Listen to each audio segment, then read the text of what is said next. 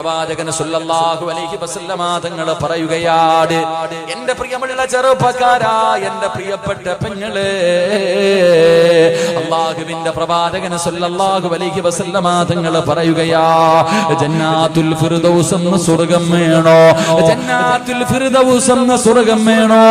അല്ലാഹുവിന്റെ പ്രവാചകൻ പറയുന്നു, സഹാബാ ദൂ റഹ്മിൻ ഗഫൂർ. അല്ലാഹുവിന്റെ പ്രവാചകൻ പറയുന്ന മൂന്നാമത്തെ വിഭാഗം ഏതെന്നറിയുവോ? അത് കുടുംബ ബന്ധം ചേർക്കുന്നവരാ. തന്റെ ഉപ്പാനെയും ഉമ്മാനെയും സ്നേഹിക്കുന്ന മക്കളാ, മാതാപിതാക്കളെ സ്നേഹിക്കുന്ന മക്കളാണ്, അവരെ ബഹുമാനിക്കുന്ന മക്കളാണ്, അവരെ ആദരിക്കുന്ന മക്കളാണ്, അവർക്ക് നൽകേണ്ട പരിഗണന നൽകുന്ന മക്കളാണെന്ന് അല്ലാഹുവിന്റെ റസൂൽ പഠിപ്പിക്കുമ്പോ, എന്റെ പ്രിയമുള്ളവരെ, മാതാപിതാക്കളോട് സ്നേഹമുള്ള എത്ര മക്കളാ ഉള്ളത്? ഉമ്മാനെ ചീത്ത വിളിക്കുന്ന മക്കളുണ്ടല്ലോ, ഉമ്മാനെ തല്ലുന്ന മക്കളുണ്ടല്ലോ, കളവി നീ മിണ്ടരുതെന്ന് പറയുന്ന മക്കളുണ്ടല്ലോ, സ്വന്തം ഉമ്മാനെ ഭീഷണിപ്പെടുത്തുന്ന മക്കളുണ്ടല്ലോ, സ്വന്തം ഉമ്മയോടും ബാപ്പയോടും നിസാര കാര്യത്തിന്റെ പേരിൽ പിണങ്ങി നടക്കുന്ന ചെറുപ്പക്കാരാ, എങ്ങനെ കഴിയുന്നു മോനെ? എങ്ങനെ കഴിയുന്നു മോനെ? നിന്റെ ഗർഭം ചുമന്ന, നിന്നെ മരണവേദനയുടെ വേദനയും നൊന്ത് പ്രസവിച്ച ഉമ്മാനെ വേദനിപ്പിക്കാ, സ്വന്തം ഉമ്മയോട് പിണങ്ങിയിട്ട് ഒരു രാത്രി ഉറങ്ങാൻ എങ്ങനെ കഴിയുന്നടാ? എന്റെ പ്രിയപ്പെട്ട ചെറുപ്പക്കാരാ, വേണ്ട മോരെ, ഉമ്മാന്റെ മനസ്സ് വേദനിപ്പിക്കല്ലേ, ഉമ്മാന്റെ കണ്ണുനീര് വാങ്ങിവെക്കല്ലേ. അല്ലാഹുവിന്റെ റസൂൽ പറഞ്ഞു, ഉമ്മായുടെ മനസ്സ് വേദനിപ്പിക്കുന്നവൻ അല്ലാഹു കൊടുക്കുന്നത് ദുനിയാവിൽ വെച്ച് തന്നെയാ. ഉമ്മാന്റെ മനസ്സ് വേദനിപ്പിക്കുന്ന മക്കള്, ആ മക്കൾക്ക് അല്ലാഹു ശിക്ഷ കൊടുക്കുന്നത് ദുനിയാവിൽ വെച്ച് തന്നെ കൊടുക്കുമെന്ന് അഷ്റഫുൽ ഖൽഖ് നബി മുഹമ്മദ് മുസ്തഫ. ഉമ്മയാരെന്നറിയുവോ ചെറുപ്പക്കാരാ? നിന്റെ ഉമ്മാന്റെ കാൽച്ചുവട്ടിലാ സ്വർഗം കിടക്കുന്നത്. നിന്റെ ഉമ്മയുടെ കാൽച്ചുവട്ടിലാണ്. അല്ലാഹുവിന്റെ റസൂലിന്റെ മുന്നിൽ ഒരു സഹാബി ചെന്നു, യാ റസൂലല്ലാഹ്, എനിക്ക് ഏറ്റവും കൂടുതൽ ബാധ്യത ആരോടാ നബിയേ? നിന്റെ ഉമ്മയോടാ, നിന്റെ ഉമ്മയോടാ, നിന്റെ ഉമ്മയോടാ. 3 പ്രാവശ്യം ഉമ്മ എന്നാ പറഞ്ഞത്, 4മതാണ് വാപ്പയുടെ പേര് പറഞ്ഞത്. കാരണം എന്ത്? ഗർഭം ചുമന്നതു 10 മാസം തള്ളയാ, പ്രസവിച്ച വേദന തിന്നതും അവർ തന്നെയാ, പാലൂട്ടി നിന്നെ വളർത്തലും അവരാണ്. ഈ 3 കാര്യം ഉപ്പയിൽ ഒഴിവാട്. ഗർഭം ചുമന്നത് ഉമ്മയാട്, നൊന്ത് പ്രസവിച്ചത് ഉമ്മയാട്, പാല് തന്നത് ഉമ്മയാട്. പടച്ചവനെ, നിന്റെ പ്രിയപ്പെട്ട ഉമ്മാനെ കുറിച്ച് നീ എപ്പോഴെങ്കിലും ഒന്ന് ചിന്തിക്കാറുണ്ടോ? നിന്റെ ഗർഭം ചുമന്ന സമയത്ത് അല്ലാഹുവേ, ആരെങ്കിലും ഒരു മനുഷ്യർ നിന്റെ തോളിലേക്ക് കൈയൊന്നെടുത്ത് വെച്ചാ ഒരു 10 മിനിറ്റ് കഴിയുമ്പോ നീ പറയും, എന്റെ തോളിൽ നിന്ന് കൈയെടുക്കാ. നിനക്കത് ഇഷ്ടപ്പെടൂല. 9.5 മാസം നിന്റെ ഉമ്മ വയറ്റത്ത് ചുമന്നുകൊണ്ട് നടന്നു മോര്. ഒന്ന് നല്ല ഭക്ഷണം കഴിക്കാൻ എല്ലാവരും കല്യാണത്തിന് പോകും, ഉമ്മയ്ക്ക് പോകാൻ കഴിയുന്നില്ല, ഉമ്മയ്ക്ക് വയറ് നിറച്ച് ഭക്ഷണം കഴിക്കാൻ കഴിയുന്നില്ല, ഒന്ന് നല്ലതുപോലെ നടക്കാൻ കഴിയുന്നില്ല, ഒന്ന് തിരിഞ്ഞു മറിഞ്ഞ് കിടക്കാൻ കഴിയുന്നില്ല. കാരണം ഉമ്മാന്റെ വയറ്റിൽ നീ കിടന്നത് കൊണ്ടാ പൊന്നുപോര്. എന്നിട്ട് നിന്നെ പ്രസവിച്ച അപ്പ എത്രല്ലാ വേദന സഹിച്ചു പോര്. നിന്റെ ഉമ്മ എത്ര കരഞ്ഞിട്ടുണ്ടാകും, പ്രസവിക്കുന്ന സമയത്ത് നിന്റെ ഉമ്മ എത്ര വിളിച്ചു കൂവിയിട്ടുണ്ടാകും. ചെറുപ്പക്കാരാ, ആ മരണവേദന സഹിച്ചത് നിന്റെ ഉമ്മയാ മോനെ. പട്ടിണിയാണെങ്കിലും എഴുന്നേക്കാൻ വയ്യാതെ കിടക്കുമ്പോഴും നീ ഒന്ന് കരഞ്ഞാൽ ഓടി വന്ന് കോരിയെടുത്തത് നിന്റെ ഉമ്മയാ മോനെ. നിന്റെ മൂത്രവും കാഷ്ടവും എല്ലാം വാരിയതവരല്ലേ. ഇന്ന് നീ കൊട്ടാരം പോലെ ഒരു വീട് വെച്ചപ്പോ നിന്റെ ഉമ്മ അതിനകത്തൊന്ന് കാർക്കിച്ച് തുപ്പിയാ നിനക്ക് കഴിയില്ലല്ലോ. നിനക്ക് പണം കിട്ടിയപ്പോ, നിനക്കൊരു നല്ല പെണ്ണിനെ കിട്ടിയപ്പോ, ആ ഉമ്മയുടെ ദുആ കൊണ്ട് റബ്ബ് നിനക്കൊരു അനുഗ്രഹം തന്നപ്പോ നിന്റെ ഉമ്മ നിനക്ക് അധികം പറ്റായല്ലോടാ മനുഷ്യ, എങ്ങനെ കഴിയുന്നടാ? അല്ലാഹുവിന്റെ റസൂല് പറഞ്ഞു, ഉമ്മയുടെ മനസ്സ് വേദനിപ്പിക്കരുത്, ഉമ്മയുടെ മനസ്സ് വേദനിപ്പിക്കരുത്. വാപ്പയ്ക്ക് പ്രതിഫലമില്ലെന്നല്ല, ഉമ്മയുടെ കാൽച്ചുവട്ടിലാ സ്വർഗം, ഉമ്മാന്റെ കാൽച്ചുവട്ടിലാ സ്വർഗം. വാപ്പയുടെ മഹത്വം എന്തെന്നറിയോ? സ്വർഗത്തിലെ മധ്യത്തിലെ സ്വർഗത്തിന്റെ നടുക്കത്തെ കവാടം വാപ്പയാണെന്ന് നബി മുഹമ്മദ് മുസ്തഫ. സ്വർഗത്തിന്റെ കവാടത്തില് മധ്യഭാഗത്തെ വാതിലുണ്ടല്ലോ, മോനെ അതാണടാ വാപ്പ, മോനെ അതാണടാ വാപ്പ. വാപ്പയുടെ മനസ്സ് വേദനിപ്പിച്ചാലും നിനക്ക് രക്ഷപ്പെടാൻ കഴിയൂല. ഉമ്മായുടെയും വാപ്പയുടെയും മനസ്സ് വേദനിപ്പിക്കരുത്. അവരെ സ്നേഹിച്ചാൽ, അവരെ ബഹുമാനിച്ചാൽ അല്ലാഹു തരുന്ന പ്രതിഫലം കേൾക്കണോ? അല്ലാഹു നിന്റെ ആയുസ് നീട്ടി തരുമെന്ന് നബി മുഹമ്മദ് മുസ്തഫ.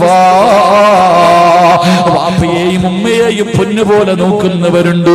പടച്ചവരെ ഇന്ന് വാതിന് വരുമ്പോ പടച്ചവരെ ഹംസ എന്ന് പറയുന്ന സഹോദരൻ പറഞ്ഞു, ഉസ്താദ് എന്റെ വാപ്പ മരണപ്പെട്ടു ഉസ്താദ്, എന്റെ ഉമ്മ രോഗിയാട്, എന്റെ ഉമ്മ രോഗിയാട്. പടച്ചവരെ ആഫിയത്ത് കൊടുക്കണം. പ്രായമായിട്ടും ഇന്നും നോക്കുന്ന എത്രയോ മാതാപിതാക്കളുണ്ട്, മാതാപിതാക്കളെ പൊന്നുപോലെ നോക്കുന്ന എത്രയോ മക്കളുണ്ട്. എന്റെ പ്രിയമുള്ളവര്, പ്രായമായ ഉമ്മാനെയും വാപ്പാനെയും സ്നേഹിക്കുന്ന മക്കൾക്ക് അല്ലാഹു തരുന്ന പ്രതിഫലം പടച്ചറപ്പ് അവരുടെ ആയുസ് നീട്ടിക്കൊടുക്കുകയാ. അവരുടെ ആയുസ് അല്ലാഹു നീട്ടിക്കൊടുക്കും.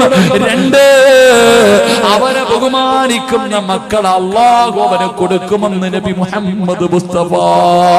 നിന്നെ പൊന്നുപോലെ നോക്കുന്ന, മരിക്കാൻ കിടക്കുന്ന സമയത്ത് ചാരത്ത് വന്നിട്ട് വാപ്പയുടെയും ഉമ്മയുടെയും തലയിൽ ഇങ്ങനെ തലോടിയിട്ട് സംസം വെള്ളമെടുത്ത് വായിലൊടിച്ചു തന്നിട്ട് വാപ്പാ ലാ ഇലാഹ ഇല്ലല്ലാഹ് എന്ന് പറഞ്ഞു തരുന്ന മക്കള് നിനക്ക് അല്ലാഹു തരും. ചെറുപ്പക്കാരാ, അല്ലാഹുവേ മൂന്നാമത്തെ പ്രതിഫലം നല്ല മരണവാപോരു. ഉമ്മയുടെ പൊരുത്തം കിട്ടിയാ, നിനക്ക് ജന്മം തന്ന വാപ്പയുടെ പൊരുത്തം നേടിയാ അല്ലാഹു നിനക്ക് തരുന്ന മൂന്നാമത്തെ പ്രതിഫലം നല്ല മരണവാ. നാലാമത്തെ പ്രതിഫലം കേൾക്കടോ പടച്ചറപ്പേ, അല്ലാഹുവിന്റെ പൊരുത്തം കിട്ടും. ചെറുപ്പക്കാരാ, ഉമ്മാനെ സ്നേഹിച്ചോ, വാപ്പാനെ സ്നേഹിച്ചോ, പടച്ചറപ്പിന്റെ പൊരുത്തം നിനക്ക് കിട്ടും പൊന്നുമോളെ. കാരണം അല്ലാഹുവിന്റെ റസൂലാ പറഞ്ഞത്, റിളൽ റബ്ബി റിളൽ വാലിദൈൻ. അല്ലാഹുവിന്റെ തൃപ്തി നിന്റെ ഉമ്മയിലാ, അല്ലാഹുവിന്റെ തൃപ്തി നിന്റെ ഉമ്മയുടെ തൃപ്തിയിലാ. അതുകൊണ്ട് എന്റെ പ്രിയപ്പെട്ടവരോട് മഹാനായ നബി മുഹമ്മദ് മുസ്തഫ സല്ലല്ലാഹു അലൈഹി വസല്ലമ തങ്ങള് പടച്ചവനെ സ്വർഗത്തിലൂടെ നടന്നു പോകുമ്പോ സ്വർഗത്തിന്റെ മധ്യഭാഗത്ത് കൊട്ടാരത്തിനകത്തിരുന്ന ആരോ ഖുർആൻ ഓതുകയാണ്. ഒരു മനോഹരമായ ശബ്ദം, ഒരു മനോഹരമായ ശബ്ദം. ആരോ ഖുർആൻ ഓതുന്നത് അല്ലാഹുവിന്റെ റസൂൽ കേൾക്കുകയാ. ആ ഖുർആൻ ഓതുന്നത് കേൾക്കാ സ്വർഗത്തിലെ ജനങ്ങൾ മുഴുവനും ഇങ്ങനെ കാതോർത്തിരിക്കുകയാണ്. സ്വർഗത്തിലിരുന്ന് ഖുർആൻ ഓതുകയാണ്. മുഅ്മിനീങ്ങളായ പെണ്ണുങ്ങൾ, സ്വർഗവാസികൾ മുഴുവനും ആ ചെറുപ്പക്കാരൻ ഖുർആൻ ഓതുന്നത് ഇങ്ങനെ കേട്ടുകൊണ്ടിരിക്കുകയാണ്. മനോഹരമായ ശബ്ദമാ.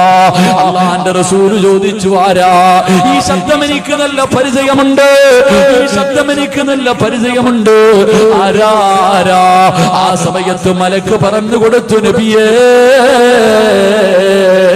ഹാരിസ് ഇബ്നു നുഅ്മാൻ, ഹാരിസ് ഇബ്നു നുഅ്മാൻ.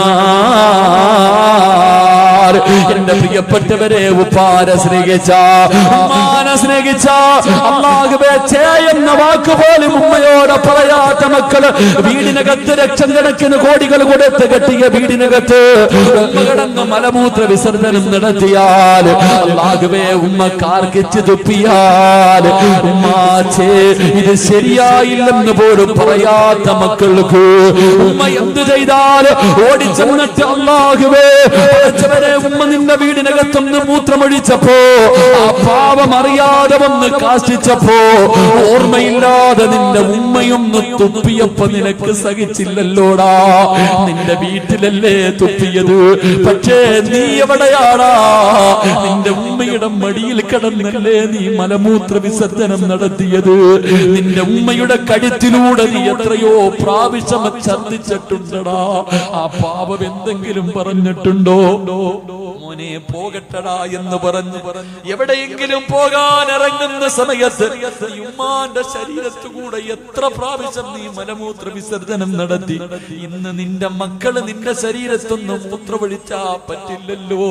ഞാനും കുട്ടികളെ എടുക്കുമ്പോ പറയും മൂത്രമൊഴിക്കോ. അല്ലാഹുവേ, ഞാനും നിങ്ങളുടെ ഉമ്മയുടെ ശരീരത്ത് എത്ര പ്രാവശ്യം മൂത്രമൊഴിച്ചിട്ടുണ്ട്.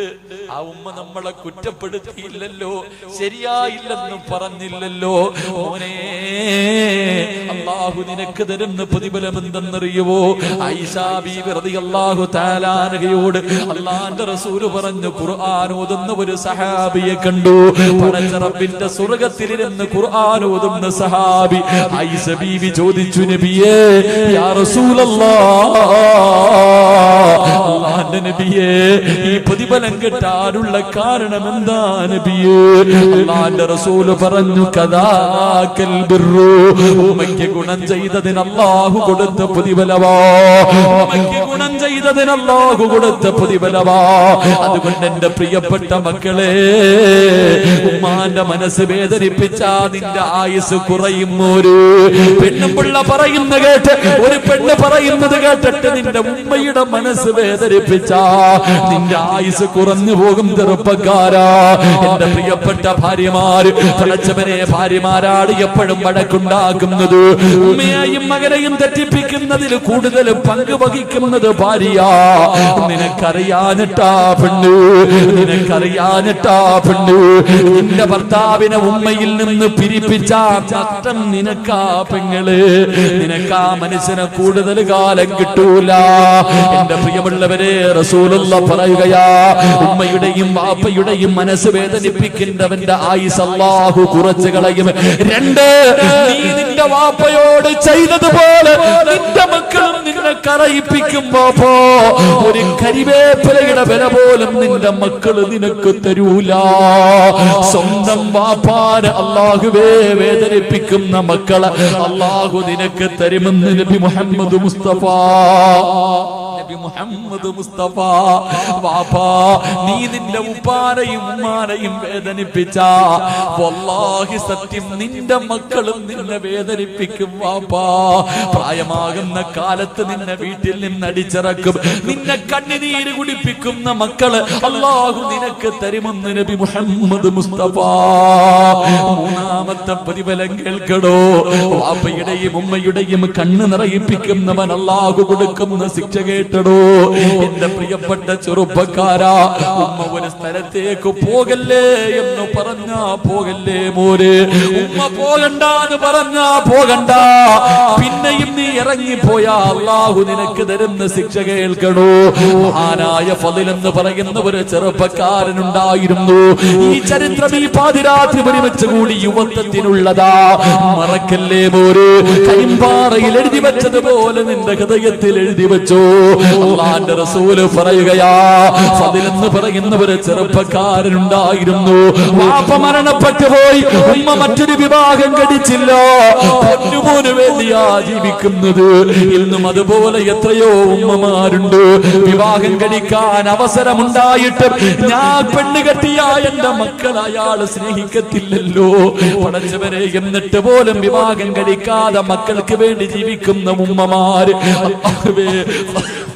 ഫളിൽ എന്ന് പറയുന്ന ചെറുപ്പക്കാര് കൂട്ടുകാര് മുഴുവനും ഒരിക്കൽ പറഞ്ഞു, ഫളില്, ഞങ്ങളെല്ലാവരും കഅബ കാണാൻ പോകുകയാ, നീയും കൂടെ വരുന്നു. ഫളില്, ഞങ്ങളൊക്കെ ഉംറയ്ക്ക് പോകുകയാ, നീ വരുന്നു.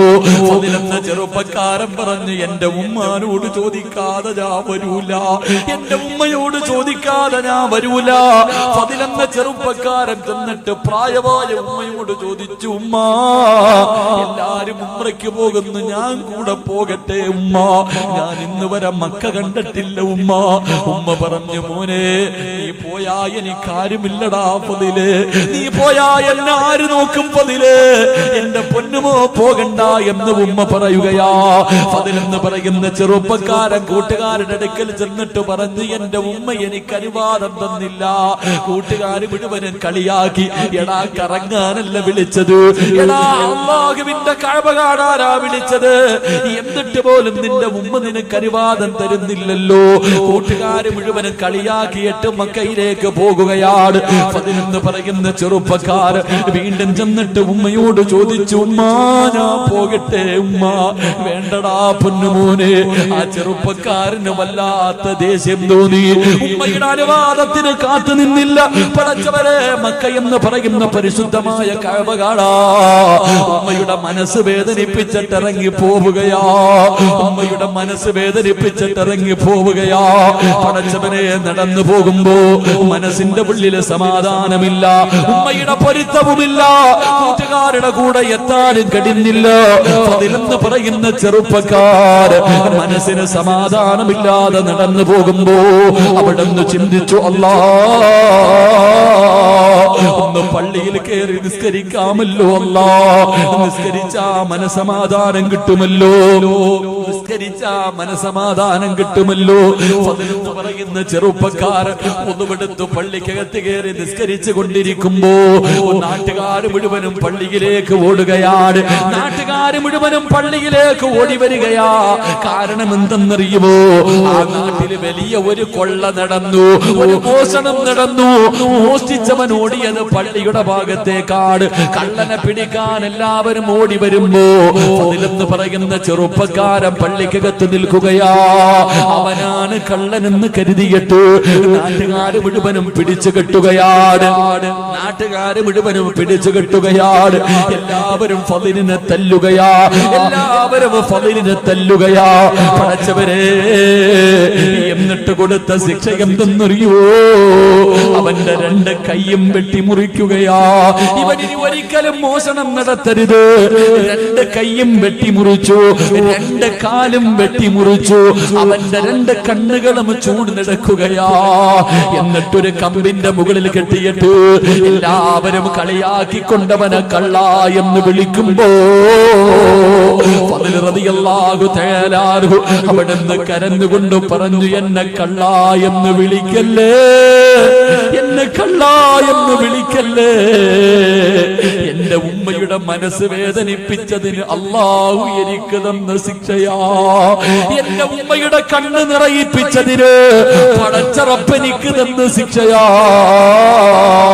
കയ്യും കാലും വെട്ടിമുറിച്ച് കണ്ണും ചൂടുന്നെടുത്തിട്ട് അല്ലാഹുവേ വഴിയിൽ കൊണ്ട് വലിച്ചെറിയുമ്പോ ഫദിലെന്ന് പറയുന്ന ചെറുപ്പക്കാരൻ കടന്ന് യാചിക്കുകയാ, ആരെങ്കിലും എന്റെ ഉമ്മയുടെ മുന്നിൽ എന്നെ ഒന്ന് കൊണ്ടുപോകുമോ?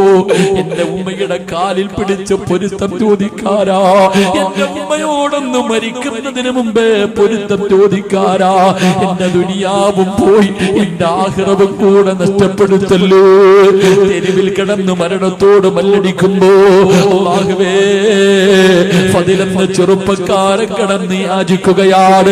ഏതോ വഴിയാത്രക്കാര് പറഞ്ഞ അടയാളം വെച്ചൊരു വീടിന്റെ മുന്നിൽ കൊണ്ടുവച്ചു, ഒരു വീടിന്റെ മുന്നിൽ കൊണ്ടുവച്ചു. അല്ലാഹുവേ, വാതില് തുറന്നൊരു പ്രായമുള്ള ഉമ്മ ഇറങ്ങി വന്നു. വാതില് തുറന്നൊരു പ്രായമുള്ള ഉമ്മ ഇറങ്ങി വന്നു. കൊണ്ടുപോയവർ ചോദിച്ചു, ഈ കിടക്കുന്ന പയ്യനെ അറിയുമോ? ഈ കിടക്കുന്ന മനുഷ്യനെ അറിയുമോ? ഉമ്മ നോക്കിയപ്പോ കൈയില്ല, കണ്ണില്ല, കാലില്ല, രക്തത്തിൽ കുളിച്ച് കിടന്ന് മരണത്തോട് മല്ലടിക്കുന്ന ഒരു ചെറുപ്പക്കാരൻ. ഉമ്മയ്ക്ക് മനസ്സിലായില്ല തന്റെ പൊന്നാര മകനാണെന്ന് മനസ്സിലായില്ല. ഉമ്മ പറഞ്ഞു, എനിക്കറിയില്ല. ഉമ്മ പറഞ്ഞു, എനിക്കറിയില്ല. ഉമ്മയുടെ ശബ്ദമങ്ങ് കേൾക്കും ഫദിലെന്ന ചെറുപ്പക്കാരൻ വിളിക്കുന്നു, ഉമ്മ.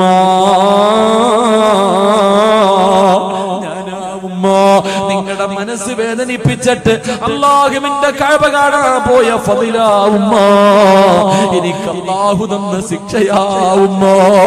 തന്റെ പ്രിയപ്പെട്ട പൊന്നാര മകനെ എടുത്ത് മടിത്തട്ടിൽ പിടിച്ചിട്ട് അല്ലാഹുവേ ആ ഉമ്മ കരയുകയാ, എന്റെ പൊന്നുമോനീ ഗതി വന്നല്ലോ, എന്റെ പൊന്നുമോനീ ഗതി വന്നല്ലോ. എന്റെ പ്രിയപ്പെട്ടവരെ, ഈ ദുനിയാവിൽ വെച്ച് പടച്ചുറപ്പ് കൊടുത്ത ശിക്ഷയാ. സിനിമയ്ക്ക് പോയതല്ല, കറങ്ങാൻ പോയതല്ല, കളി കാണാൻ പോയതല്ല, പടച്ചുറപ്പിന്റെ കാബ കാണാൻ ഉമ്മയുടെ പൊരുത്തമില്ലാതെ ഇറങ്ങിപ്പോയ മകൻ അല്ലാഹു കൊടുത്ത ശിക്ഷയാ. അല്ലാഹുവേ, ഞാനും നിങ്ങളും എത്രയോ പ്രാവശ്യം നമ്മുടെ ഉമ്മാനെ വേദനിപ്പിച്ചിട്ടുണ്ട്, എന്തൊക്കെയോ നമ്മൾ പറഞ്ഞു പോയിട്ടുണ്ട്, എന്തൊക്കെയോ നമ്മുടെ ഉമ്മാനെ നമ്മൾ പറഞ്ഞു പോയിട്ടുണ്ട്. പലപ്പോഴും ആ പാപത്തിന്റെ മനസ്സ് വേദനിപ്പിച്ചിട്ടുണ്ട്. അതുകൊണ്ട് ചെറുപ്പക്കാരാ, ഇന്ന് നിന്റെ ഉമ്മയുടെ ദിവസമാടാ. ജീവിച്ചിരിപ്പുണ്ടെങ്കിൽ ഇന്ന് വഴുതുകിടന്ന് വീട്ടിലേക്ക് കടന്നു ചെന്നിട്ട് ഉറങ്ങുന്നതിന് മുമ്പ് നിന്റെ പെറ്റുമ്മാന്റെ കാല് പിടിച്ചിട്ട് കരമോനെ, എനിക്ക് പൊരുത്തപ്പെട്ട് തരണേ, എനിക്ക് പൊരുത്തപ്പെട്ട് തരണേ, ഇല്ലെങ്കിൽ എനിക്ക് ഒരിക്കലും രക്ഷപ്പെടാൻ കഴിയൂല. ഉമ്മയുടെ കാല് പിടിച്ചിട്ട് കവിളിൽ വെച്ച് ചവിട്ടടാ പോരെ, ഉമ്മാന്റെ കാലിന്റെ ചുവട്ടിൽ ചുംബിക്കടാ ചെറുപ്പക്കാരാ. അവിടെയാ മോനെ സ്വർഗം ഇരിക്കുന്നത്. എന്നിട്ട് വാപ്പയുടെ കയ്യിൽ പിടിച്ചിട്ട് പറയണം, വാപ്പാ നിങ്ങൾ സ്വർഗത്തിന്റെ മധ്യഭാഗത്തെ കവാടവാ, സ്വർഗത്തിന്റെ കവാടങ്ങളിൽ മധ്യഭാഗത്തെ കവാടം നിങ്ങളാ വാപ്പാ. നിങ്ങളുടെ മനസ്സ് വേദനിപ്പിച്ചാൽ എനിക്ക് സ്വർഗം പോയിട്ട്, സ്വർഗത്തിൽ കിടക്കുന്നത് പോയിട്ട് സ്വർഗമൊന്ന് കാണാൻ പോലും എനിക്ക് യോഗ്യതയില്ല വാപ്പാ. അതുകൊണ്ട് മാതാപിതാക്കളുടെ പൊരുത്തം വാങ്ങിയോ? ഇനി മരണപ്പെട്ടവനാണെങ്കിലും പള്ളിക്കാട്ടിലേക്ക് പൊക്കോ. ഈ സദസ്സിലിരിക്കുന്നവരിൽ എത്രയോ പേര് വാപ്പ മരിച്ചവരുണ്ട്, ഉമ്മ മരിച്ചവരുണ്ട്. പക്ഷേ ഈ മരിച്ച വാപ്പാനെ ഇന്ന് വരെ നീ ഒന്ന് സ്വപ്നം കണ്ടിട്ടുണ്ടോ? എല്ലാവരും പറയും എന്റെ ഉപ്പ മരിച്ചു, ഉമ്മ മരിച്ചു, അവർക്ക് അല്ലാഹു നല്ല മരണം കൊടുത്തെന്ന് പറയുന്നവരാ. പക്ഷേ സ്വന്തം ഉപ്പാനെ സ്വപ്നം കാണാ യോഗമുണ്ടോ ചെറുപ്പക്കാരാ? വാപ്പാ, നിന്റെ ഉപ്പാനെ ഇന്ന് വരെ നീ കണ്ടിട്ടുണ്ടോ? നിന്റെ ഉമ്മാനെ ഇന്ന് വരെ നിനക്കൊന്ന് സ്വപ്നം കാണാ ഭാഗ്യം കിട്ടിയിട്ടുണ്ടോ? നിനക്കതിനുള്ള യോഗം കിട്ടൂല, നിനക്കതിന് കഴിയൂല. കാരണം നിന്റെ ഉമ്മാനെയും ഉപ്പാനെയും മരിച്ചതിന് ശേഷം പോലും വെറുതെ വിടാത്ത മകനാ. ജീവിച്ചിരുന്ന കാലത്തും സന്തോഷം കൊടുക്കില്ല, മരിച്ചാലും വെറുതെ വിടൂല. അല്ലാഹുവേ, കബറിനകത്ത് കിടന്ന് കണ്ണീരാ. നിന്റെ വാപ്പയുടെയും ഉമ്മയുടെയും ഇന്നത്തെ അവസ്ഥ എന്തെന്നറിയുവോ? കബറിനകത്ത് കിടന്ന് യാചിക്കുന്നു, അല്ലാ എനിക്കെന്റെ മക്കള് ദുആ ചെയ്യുന്നില്ല അല്ലാ, ഈ ലോകത്താരെങ്കിലും എനിക്ക് വേണ്ടി ഒന്ന് ദുആ ചെയ്യണേ എന്ന് കബറിൽ കിടന്ന് കബറാളി യാചിക്കുമെന്ന് നബി മുഹമ്മദ് മുസ്തഫ. സ്വന്തം ഉമ്മാനെ തെണ്ടിപ്പിച്ച മക്കളെ, സ്വന്തം വാപ്പാനെ യാചിപ്പിക്കുന്ന മക്കളെ, ഒരു ജീവിച്ചിരുന്ന കാലത്ത് പോലും ഒരു മനുഷ്യന്റെ മുന്നിലും കൈ നീട്ടിയിട്ടില്ലടാ. അവര് കൈ നീട്ടാതെ പട്ടിണി കിടന്നിട്ട് നിന്നെ വളർത്തി. ഇന്നാ പാവങ്ങള് തെണ്ടുകയാ, കബറിനകത്ത് കിടന്ന് ദുആയ്ക്ക് വേണ്ടി തെണ്ടുകയാ. അവര് രക്തം വിയർപ്പാക്കി അധ്വാനിച്ചുണ്ടാക്കിയ പണത്തിന്റെ മുകളിൽ കിടന്ന് സുഖിക്കുന്ന മുസ്ലിമേ, നാളെ ഇതാണ് നിന്റെ ഗതിയും, നാളെ ഇത് തന്നെയാ നിന്റെ ഗതിയും, അതാ നിന്റെ ഗതിയും.